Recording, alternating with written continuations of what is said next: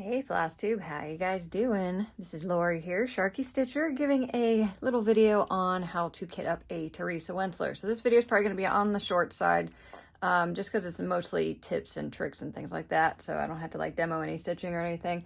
When it comes to kitting up Teresa Wentzlers, one of the biggest things to it is organization, because she uses lots of blended threads, lots of quarter stitches. There's a lot of colors. So it's easy if you organize them ahead of time. And I'm just going to show you all the ways that you can make that easier for you.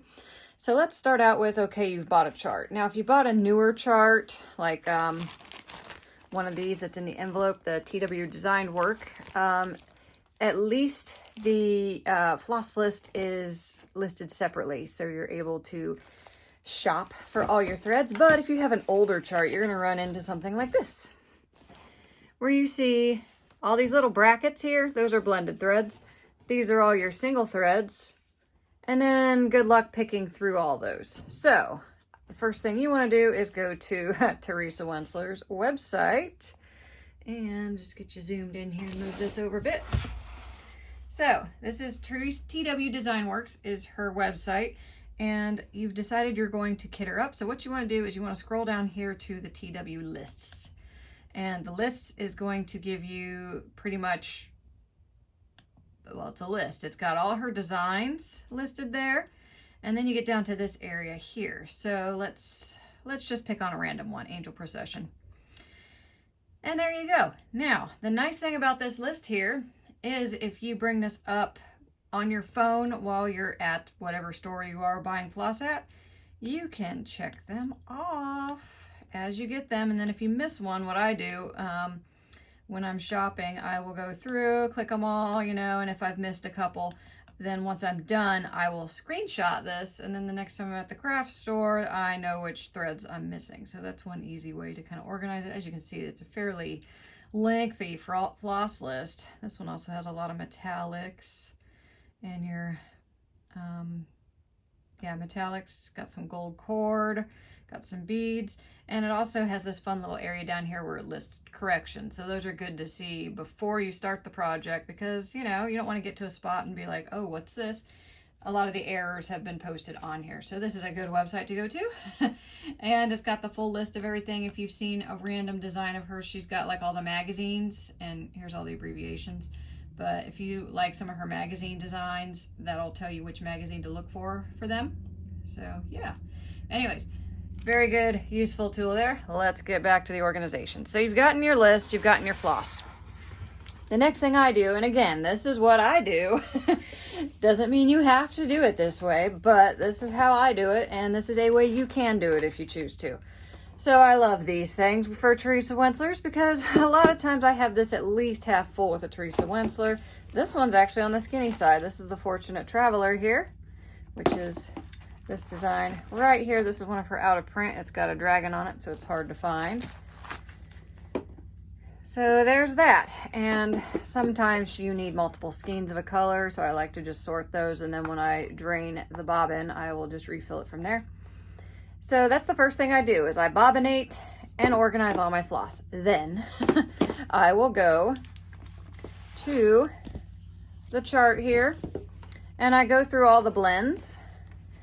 And I will take these low-ran cards. You can get these at Joann's. They're fairly cheap. You can also get some cardboard and a hole punch and make your own if you would like to. And then I usually write the design at the top, and then I write, actually let me get one over here that's already organized. So this is for the Wisdom Dragon.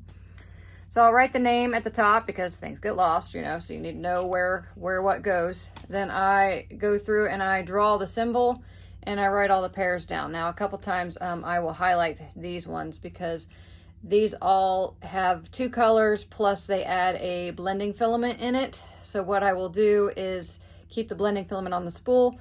When I pull this color, I'll see I need the blending filament, and that's when I'll pull the spool out and I'll combine it. As you can see, this one I've got my leftover thread here that's already got the blending filament in it. And this one is just a single color, so you use two strands of this one color plus a blending filament. So I just put the one color on here just because it's still a blend. I'm still gonna have to pull it out. I could have just kept this on the bobbin, but I decided not to, just for organizational purposes. So as you can see, she has a lot of blends. Blends are where you have one strand of one color and another strand of another color. Sometimes she even uses 3. Let me show you another example. On peacock tapestry, she loves to use 3 colors for the wood, which is interesting because then when you stitch it, because it's got 3 strands and there's 2 everywhere else, it kind of stands up a little higher. So it kind of gives it a, I don't know, more of a wood-like appearance on the design. So I just thought I'd share that there. But why so many blends? None of us will ever know, but I will say it does lend a very unique look to her designs. They look very tonal, not tonal, opposite of tonal, but just very dimensional. So here's this one. I have finished the cross stitch, but I haven't done the back stitch yet, except for the word Tempest there. And then there's a little bit of whisper thread up here. And let me adjust the lighting here a little bit because we're just getting a little washed out. You're losing the effect. There we go. Now, she also loves quarter stitches. This is not back stitch. The one thing I do like about her quarter stitches, though, she has boku back stitching, and the quarter stitches kind of tell you where everything's going to go in the end. Sorry, I wish I could get this to show up a little better, but it's not. Focus. I think that's as good as we're going to get. But yeah, this is one of her little freebies. She's had freebie dragons before, and she took them off her website, but if you go to the Teresa Wentzler Facebook group, ask for the link. The links are still active, so you can still get them from her website that way. You just can't go to her website and click on it from there. Here's another design. So this is a freebie, and this you can get off the website. This is the little hummingbird, and the hummingbird's done in over 1. So that's nice. And then here's a big one, and this one, I need to frame it. This is her birth sampler, and it's got so many blends too. Oh my God, this is before I was doing over 1 skin, obviously. And never mind these beads. These beads, I'm wanting to tear my hair out looking at them. I stitched them on the oblique basically, and I think it's because I saved all the back stitching on this piece for last. And then I got so sick of back stitching because, I mean, look at it. All of this stuff, back stitching everywhere. And then I'm beading, and I was just so over this design. I pretty much had to stuff it away and fling it away from me in disgust, you know, because I was like, oh my gosh, get it away from me. So all of my beads are on a bias, but look at this. Can you even see that? Some of these Mill Hills have tarnished. You know, some of them are nice and gold, others have tarnished, and that's another reason I don't like Mill Hills. So, there you go. Oh, and here's another thing she'll do sometimes just to pay attention. So this area, she'll do this with her backgrounds a lot, and this is technically a blend. She'll have you do the first leg of the stitch in 1 color, and then the top leg is in like a white or off-white or euchre or however you want to pronounce that. So I usually have those on the blended cards too, because a lot of times the two threads that are underneath this are a blend, but it leaves a very nice kind of off in the distance look. So that's a cool trick that she'll use sometimes, but I usually resort to having them on the cards for that. And then with these cards, once I've finished the design, I will basically just tape over where the old design was and reuse it, because I like using pen. I don't like using pencil. I feel like it smudges too much.